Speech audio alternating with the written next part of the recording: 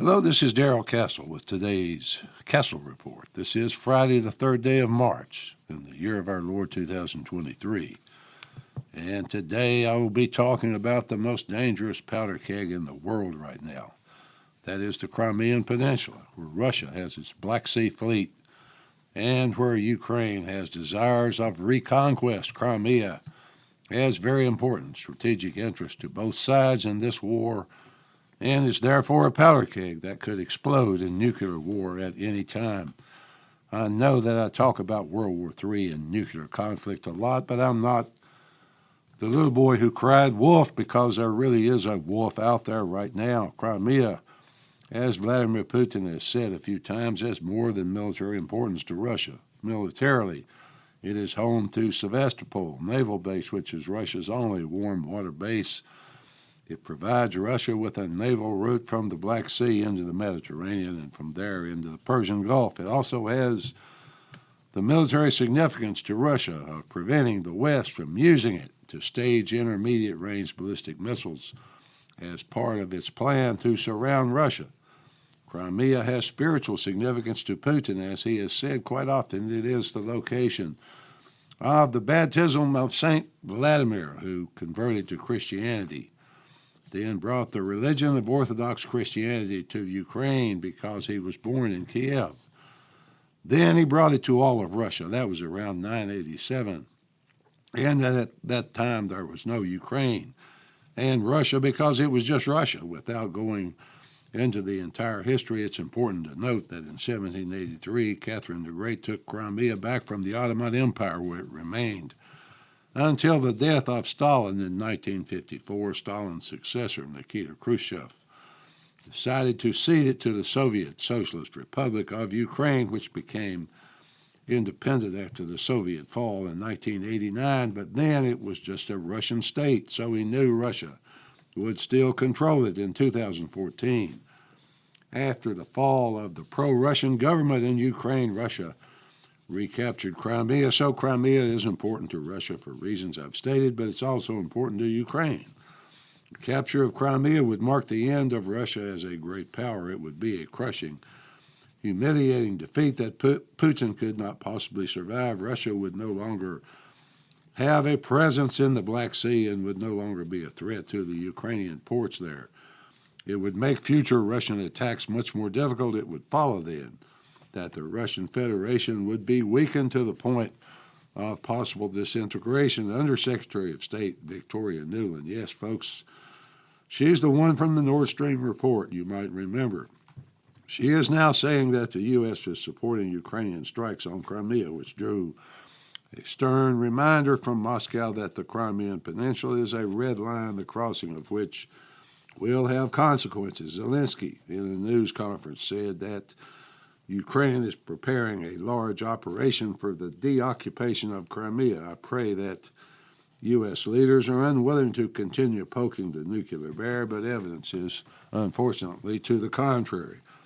It seems that Vladimir Putin is just as determined to maintain Russia's position as a great power as the West is determined to end it. It's hard for a Westerner to understand what Crimea means to Russian soul.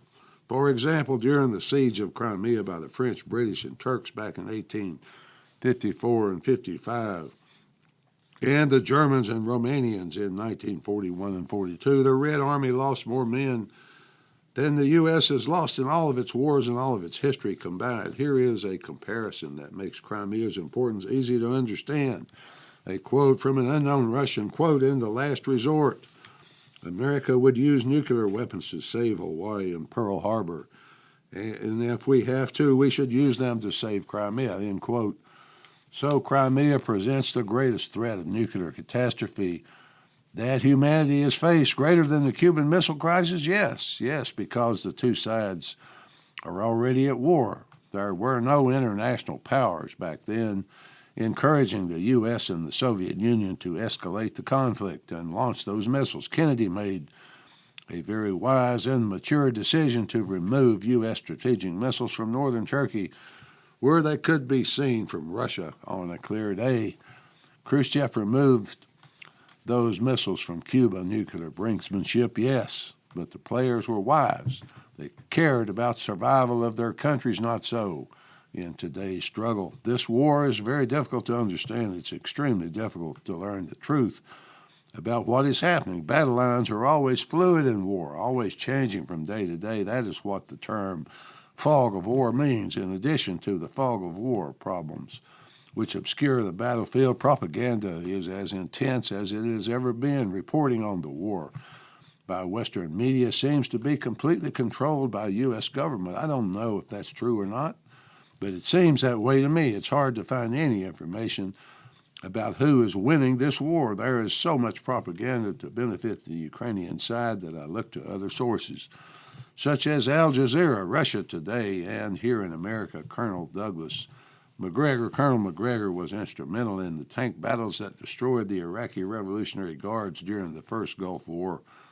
He is an experienced soldier. He was almost national security advisor at one point in his career. He provides experienced and useful information about conditions on the battlefield, and like me, he wonders about the U.S. interest in one of the never-ending Eastern European conflicts. The only reason must be the U.S. desire and intent to maintain a unipolar world by whatever means necessary. To see what I mean by that, just look at the Project for a New American Century. Google that term or go to the project's website to get the picture, or you could read Zbigniew Brzezinski's book, The Grand Chessboard. That would be the best explanation. The effort to surround, isolate, weaken, and disempower Russia is a central part of that effort.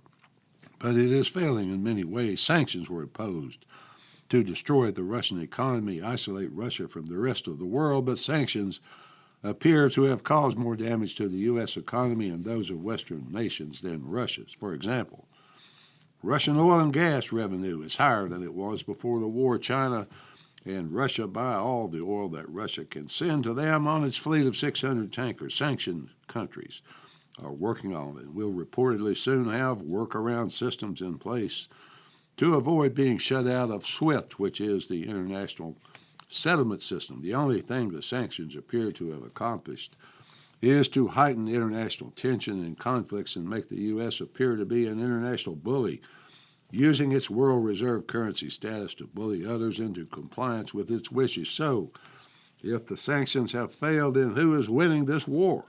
It's very hard to tell because nothing coming from the U.S. can be believed. We know for certain that Russia is pounding the Ukrainian army and its infrastructure with missiles from North Korea, drone technology from Iran and Turkey. One thing does seem clear, though.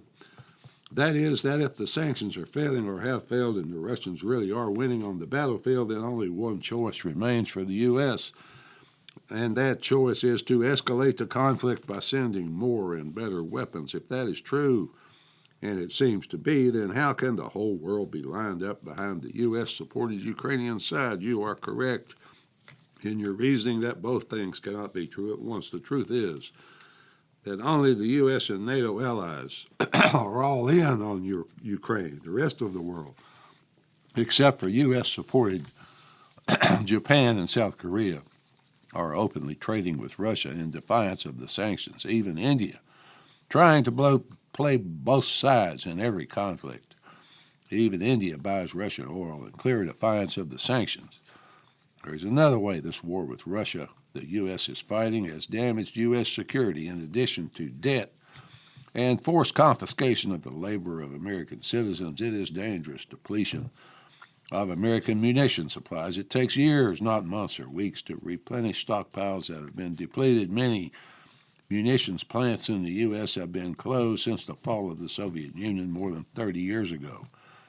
They can be restarted, but in years, not months. Remember, when the U.S. lost its Pacific Fleet at Pearl Harbor, it replenished even greater, but it took 2 years to do so. It is worth it. Is it worth it then? Is it worth it? Is it worth robbing hard-working Americans and putting the U.S. in a dangerously depleted state, all to preserve one of the world's most corrupt regimes? Obviously, there's more to it than that, as the U.S. had set itself on a course to surround and isolate Russia and is now in the process of doing the same thing with China. It's hard to see all this maneuvering and come to an honest opinion about it because if you are like me, you will never see your views expressed in the American media. Americans just seem to buy into or go along with whatever prevailing group thinks seems to be dominant at the time the media presents the, quote, facts to us as the government delivers the facts to be presented to the American people. Perhaps I'm just rambling now, but I see it every day in my law practice. If you talk to the average person in what the old news shows used to call man-on-the-street interviews, you would probably find a deep interest in many things, but not much real knowledge of history, economics, and government. Let me give you a real-life example. From just last Saturday, my city of Memphis, Tennessee, my wife and I were driving back from an early Saturday trip to the office. When passing through one of the city's busiest intersections, we encountered a demonstration. This demonstration was not a riot, although the people were quite enthusiastic about their cause. It was well disciplined. There were signs all expressing support for Ukraine. There were many Ukrainian flags to go with the signs. My wife was driving, so I had a chance to pay close attention. I noticed that all the people were white, which might be a bit unusual in a 70% black city. The other thing I noticed that I found unusual is that they were almost all white women, mostly 20 and 30-somethings. There were a few white men, but not many.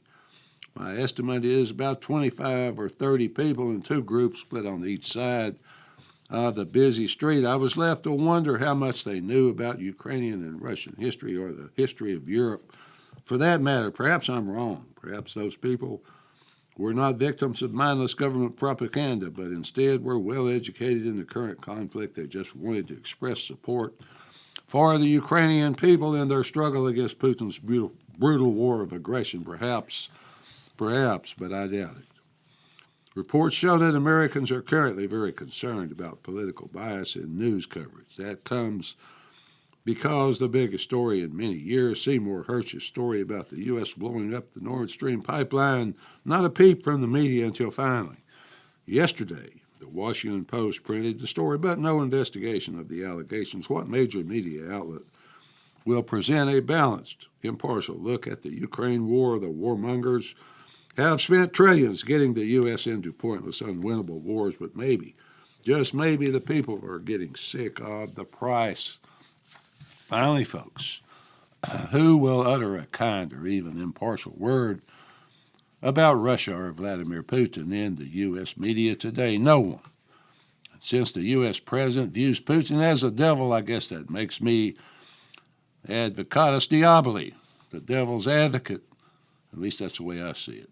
Till next time, folks, this is Darrell Castle. Thanks for listening.